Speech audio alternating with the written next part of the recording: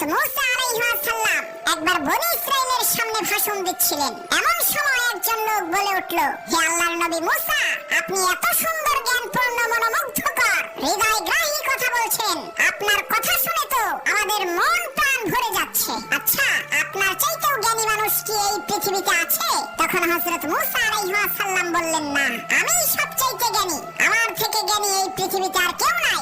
হযরত মূসা আলাইহিস সালাম এই কথাটা এমনি এমনি বলেন নাই, তিনি অনেক ভেবে চিন্তে বুঝে শুনেই বলেছিলেন। কারণ প্রত্যেক জামানার মধ্যে সবচাইতে জ্ঞানী ব্যক্তি তারাই যারা ওই জামানার নবী।